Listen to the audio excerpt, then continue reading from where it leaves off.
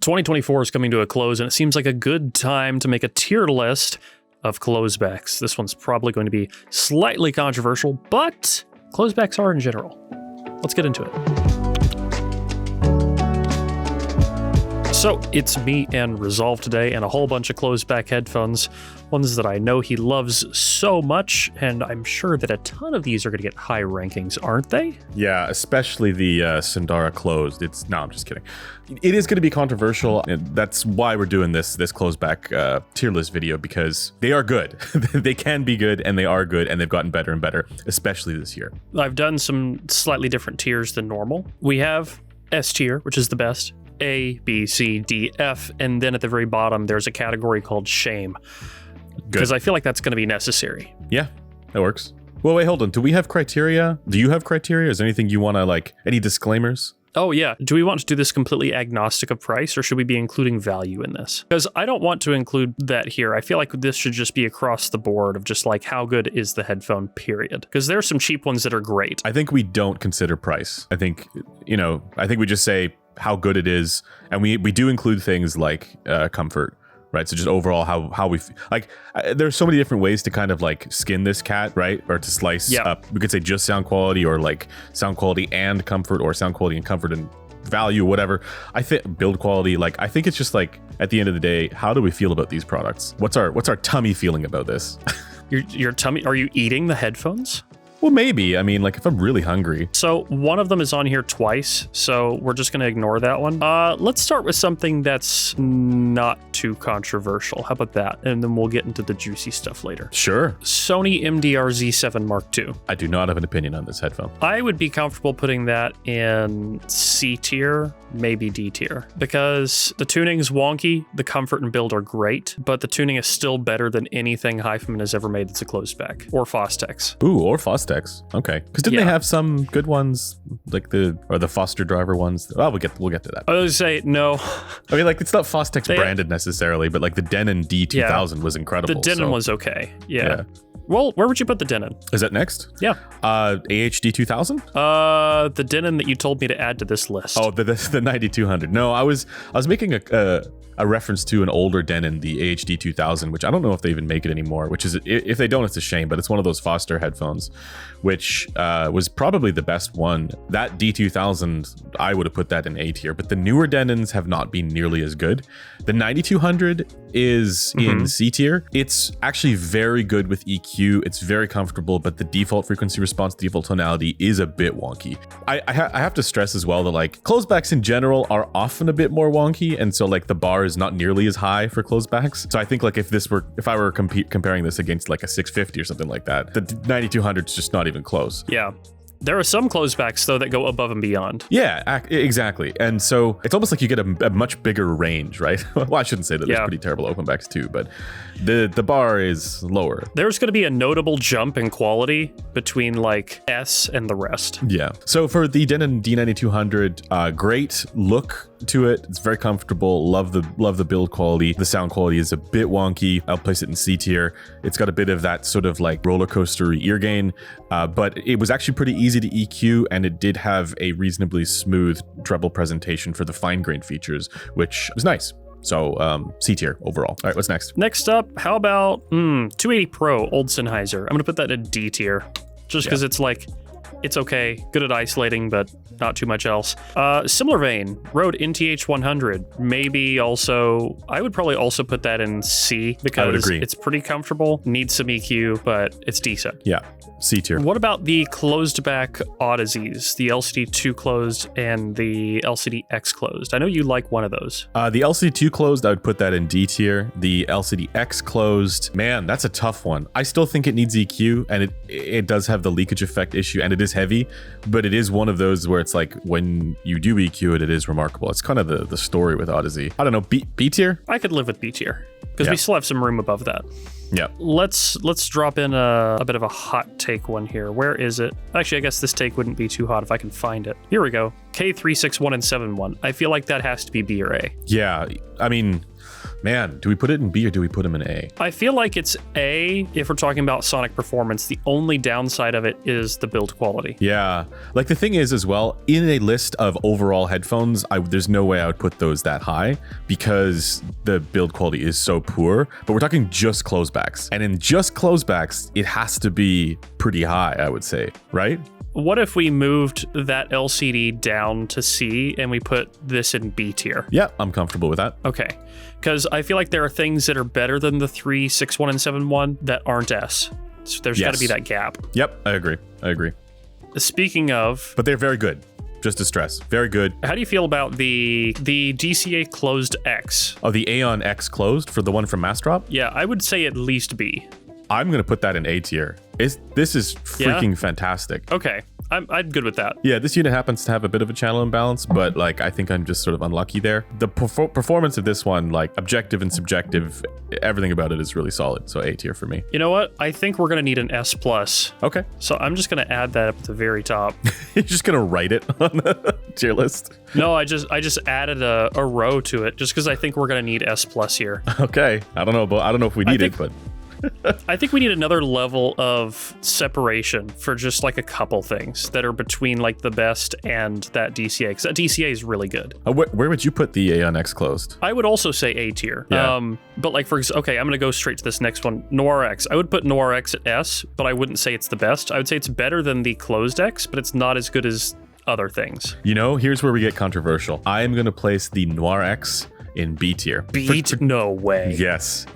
I actually prefer the Aeon X closed from Massdrop, and the reason for that, and this is also just, I have to consider, like, this is mostly for me, but I'm the one giving this judgment about it.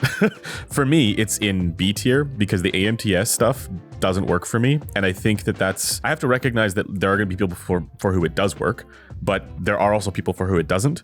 So the AMTS is their sophisticated waveguide thing. For anybody who has no problem with this, it'll sound like it does to you, I imagine, and it would be a much higher ranking. But for me, it actually sounds not nearly as smooth as it measures, and it doesn't sound as good as the Aeon X closed. To me, I will say there are meaningful improvements for the Aeon Noir X over the Aeon X closed, which is that the bass is so much better on the Noir X. That is not affected by the AMTS, or at least it's not. Okay, I don't have any issues with that. I'm S, you're B. Let's split the difference. So let's split the difference. A it goes. Okay, I think I can take away S plus then. I don't think we need it then. Okay. Let's do Z1R. I'm thinking C tier maybe, D or C. Probably C, because the Z7, yeah, the Z1R, probably C tier. It has nice build quality. It's really comfortable. It's got some zingy treble. Yeah, but I figure if the Z7 Mark II has to be in the C tier, then the Z1R probably does too. I'm not sure if I'd put it in B or C. I would say C. C, but a high C. Yeah, high C. Yeah. Like that citrusy beverage. Oh, you know what? The R9 and R10 from HiFi, I'm just going to put those straight into the shame tier. Or should I put those in F? Because there are worse things on this list still. Yeah, F. Yeah, F. Lyric 2. Interesting. It's interesting. Yeah, that's a tough one. It was like... I'd put a B tier for me. High C or low B? Because it's better than, I would say, like, its default tonality is better than a lot of the stuff that's in C tier. Like, it's better than the 9200, but it's that's not... That's true, but it's not as good as a K361. For sound quality, yeah, exactly. Which some people are going to get really upset about, but it's true. It is true. It is also built beautifully. It is comfortable, and it's better than its predecessor, like the original Lyric. Just, I'd have a hard time putting it any higher than B tier. T50 RP, Mark IV or Mark III. I would put them interchangeably in F tier. No modifications? It's pretty rough. Yeah. If you modded it heavily, it could be better, but if you're just getting a T50, maybe doing a pad swap, it's F tier now. The Mark IV is just not good. Though I would say the T60 I would put in at least D tier. Yep, that works. 109 Pro. That's open back. Not 109 Pro. What am I saying? 99 Classic. D? D has to be D. Yeah, probably D. T5P, F. Oh, the Bear Dynamic? Yeah. Yeah, that's definitely F. That's a hard F. Sounding headphone. A slightly better closed-back Bayer, the DT700 Pro X. I would be comfortable putting that in C tier. Yeah, easily. High C. Yeah. Again, with that high citrusy C. beverage. Actually, you know what? Oh, I'm torn between C and B because the comfort on it's really nice. Not for me. I found it very uncomfortable. No cup swivel. So we'll stick to C. Pain. Neumann Indie H20 D tier. Oh, no, I'd put that in C tier. It's a headphone. It's a headphone. It's a headphone. Yeah. That's a headphone that exists. Shure 1540, I would probably put in F, because that's just nothing but mid-bass. Infinite mid-bass. More mid-bass than anyone I know can handle. Sony MDR 7506. I mean, it's legendary, but I wouldn't say I enjoy it. I'm thinking C or B. Yes, it's for me, it's a C tier, but I wouldn't be upset with B. I'm gonna... That's so hard. High C. It's... There's a lot of high C. I would be, if that one is in C, I would be comfortable putting this next one, the CD900 ST, in either C or B. That's all you. I haven't heard that one. It's a little bit better in the treble than the Sony 506. But actually, you know what? No, I'm gonna put that C. I'll put the new Sony MDR M1 in B, because that one was slightly better than the old ones in some ways. I heard it. I thought it was competent. I'd put that in B tier. DT770. B tier. D or B tier, really? Yeah. Well, it depends. Which pads are you talking about? Because they changed the pads at a certain point. The leather ones would be straight to D tier. But if you go, if you have the one that has the suede pads, it's considerably better. It's so much better. Not suede. It's velour. Velour. Yeah. It's with the Joshua velour pads. It's much better with the Joshua velour pads. It's still a bit on the sibilant side, but I would say it's actually ahead. I would prefer it over the 700 Pro X with the velour pads. I'd prefer it over the 700, but I would never take it over the 75, or I'd never take it over the M1 or the 361. Oh, that's fair. That's fair. Okay, high C. C. Yeah, high C. I don't think it quite deserves B. It's funny because like all the ones we said were high C are now like mid C because they're new ones that are in high C. M50X. I'd maybe C. D. Yeah. The 569 from Sennheiser. I would also put that in C probably. It's kind of warm, but it's not bad. If you are a warm poo enjoyer, it would be higher. But because the rest of it's not bad. For the average person. It is a bit on the, The HG620S, I would be very happy to put in B tier. I would also put it in B tier. It has some scrungles. I don't like that boxy character to the mids, and the mechanical design is mildly cursed, but it's not a bad headphone by any means, and it's better than many of the other ones. It fits my head shape really well. The big thing for me is that it's very isolating.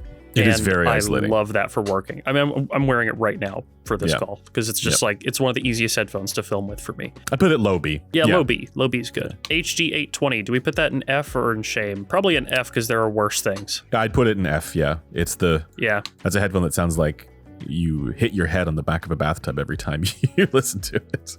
I used to say HD820 is a great headphone for someone who likes listening to their speaker or listening to their music through a Bluetooth speaker at a bathroom sink. Should we just go straight to shame and drop in the HiFi Audivina? Shame. Do we also put the Sundara closed there? Yes. This is like the most disappointing thing ever. It bears the Sundara name, which is legendary, but this is not it. This is not it. Very peaky, horrible treble. Focal Stelia. Very detailed. Wonky tuning. C tier. Nice build quality, comfortable. Yeah, there are several focals I would put above this. Like it wouldn't be my first choice for a closed back focal. Yeah, I agree. I think they made improvements after they made those initial ones. I'm gonna drop it in C. C works for me. Yep. How about the Celeste? B tier. B tier. Yeah, I'd agree with that. My only issue with it really is that it clamps a bit much. So there's that. It does, and I would put the Radiance right beside it. I would too. I also have those are interchangeable. The thing with the Radiance is that I was just actually listening to it again. It's really bassy. And that's my one concern with it. But for the rest of its balance, it's actually pretty solid. B tier. Let's do. Oh, this is going to be a bit controversial. DCA Stealth. B or C? Yeah, I would say B. B tier. B? Yeah. Not my favorite, but it's decent. HiFi Isvarna. Haven't heard it. I would give that it's like a comfortable D tier, I would say. Okay, so they made some improvements. Nice. They did. It's probably the best HiFi closed back, which means it's almost as good as some really mid-tier closed backs. So that's the one where they did multiple drivers, right? They had a dynamic driver for the dynamic bass. and planar.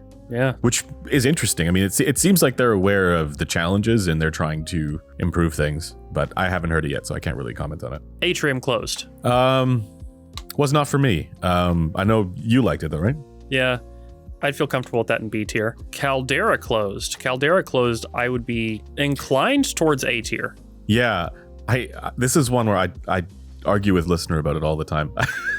He doesn't like it at all, but I actually quite liked it. I put it in A tier as well. I think it depends on the pads. It depends on the pads, and also like it kind of depends on what you're trying to go for. If you're looking for something super neutral, like that's not going to be it, but it's still it's like one of those where you can just sort of sink in and enjoy it and just relax. It's laid back, warm, kind of bit esoteric, but in a nice way. So I liked it a lot. I put it in A tier. So we have two more ZMFs on here. We have the Verite closed and the Bokeh. I've enjoyed the Verite closed a lot. Liked it better than It's the a good open. headphone. Yeah, it definitely has too much of that sort of 5 kilohertz, 5 to 6 kilohertz peakiness going on, but pretty easy to notch that out. And yeah, threw it on some tubes. Sounded great. So where would you put that? A tier? I'm torn between B and A. Yeah, me too. Low A, high B? Low A, high B, yeah. I'd say A, because we have S. Probably. So, yeah. We do have S. I'm torn on Bokeh because Bokeh it's like Harman plus a little bit of warmth. Yeah. And it's pretty good. I almost want to say B tier though, because I don't think it's. Yeah, I would place it in B tier easily. I think it's competent. Yeah. It's competent, but it's not quite as good as the other two closed ZMFs we have up here. Yeah. Out of the two Bokehs, the closed was definitely my favorite. The closed was pretty good. How about the TH610 from Fostex? I'm thinking D, maybe D tier, yeah, because it's not quite an F. Not for me. The Audio-Technica W2022. Oh, that's the really high-end one? That's like the $9,000 one, yeah. Yeah. It is horrifically warm, but the balance isn't awful. Like the balance is actually a lot better than many closebacks. It's just like the whole thing. I would put it in C. The whole thing's just mega warm. Yeah. I don't know. I kind of liked it. I'd put it in B. It's not for me. Really? Like I would EQ it. But there's a place for it. It's comfortable. It's looks nice. That's fair. I can live with that. Yeah. The other Audio-Technicas, the ones that have those 4-letter acronym names that I can never remember. Okay, so one of them is better than the other one, but they are both in F tier. Like they're both, like you listen to them and immediately you know that this is not what sound should be from headphones. Yeah. And speaking of those, AP2000 Ti, which I think should go in the shame tier. Okay. It's like relatively linear, but then it's so bright that it makes a lot of Bayers sound dark. Wow. It's remarkable. That's an accomplishment. Wow. It is. Impressive. We have one more Bayer, by the way, on this list, and that's the 1770 Mark II, which I would put in probably, I'm torn between C and D. It's the new one that came out, right? Yeah, I'm thinking D tier just because there's I haven't heard it, so it's all you. It's not as good as the 700X. Okay. The new Fostex closed back planar RP that I can't think of the name of. It's either the 1000 or the 1100, but I've got it in the other room. I think you were supposed to send me that. Yeah, I am going to send it to you. It's a very comfortable F tier. Yeah. And then TH900, the most recent iteration of the TH900 closed back, maybe D also. These are ones that do not perform well. They don't measure well. I think you sent me a frequency response measurement of that, and I was like, what is that? Yeah, it's just like, it doesn't really do bass well, or mids well, or treble well, but at least it looks nice. Yeah, and that's what matters. Audiophiles listen with their eyes. We're down to 3 headphones because one of these is a duplicate. Okay. Focal Azuris, I would put probably B, maybe A, probably B, because it doesn't work at all on my head because the clamp variation changes the response so much, but some people I know it works really well for, so I feel like B is probably okay. For me, I would say A because it is also very comfortable, so the mechanical design is good. We could put it in A because I can use it with EQ. So my issue actually isn't to do with the sort of shifted ear gain thing as much as it is to do with the high acoustic impedance and it being prone to leakage effects. So if you wear glasses, you might not get the same bass response on that one just because it's of the way that the pads kind of conform. So I don't know. I would place it in A, but in low A. Low A, yeah. Yeah. We're down to 2 and they're both really good. I have to put E3 and S. E3 S tier, yeah. There's no other, like, it's just incredible to me. And it's funny because I was saying how like the AMTS doesn't really work for me on the Noir X, but it does kind of work for me on the E3. And it might just be because it's also like a larger cup So it's actually propagating sound the way that it's supposed to. It's a hair on the shouty side for me, but I thought it was very, very good. Yeah. We're down to best one. Tier. Yeah. Oh, the GOAT? The Theo FT1. It's remarkably good. Okay, so it is remarkably good. This is like the best bass quality out of all of these closebacks. It's so good. Yeah. I think it deserves A tier. I think it also deserves A tier. Like, we're not considering this for like good value because it is good value. I'm saying if this stacks up with the others in A tier, well, its treble performance is its biggest weakness, but its bass is so exceptional and the mids are very good as well, and it's comfortable. I don't like the pads on it. I swapped the pads out and I made some adjustments and did some modifications. That's a topic for another time. I strongly prefer the capper strap on it. So here's the thing, right? I like the bass on the FT1 better than the Azuris, but I like the mids similarly, and I like the treble on the Azuris better. I hate the treble on the Azuris. It's so bright to me, but we measured that's because of the clamp differences. It is because, exactly, yeah. Yeah. If you get more clamp with it, it's going to sound great in the treble. If you get less clamp with it, it's going to start getting brighter. Yeah. So, man, I don't know which one I would put ahead. Like, I would put the FT1 ahead personally. I was listening to them side by side, like, just yesterday, and I would still put the Azuris ahead, but barely. So I think that solidifies it belongs in A tier. It belongs in A tier, yeah. And it really is just because, like, so the thing for me is, like, if I take my glasses off, then the Azuris bass comes back in. So it's kind of like, it depends if you wear glasses, right? And with the FT1, like, the treble, to describe it a bit, it's like a little bit on the dark side for the ear gain. And then there's like it's punctuated by like a 5 kilohertz, 6 kilohertz kind of forwardness, making the treble sound a bit on the compressed side. The Azuris doesn't have that issue.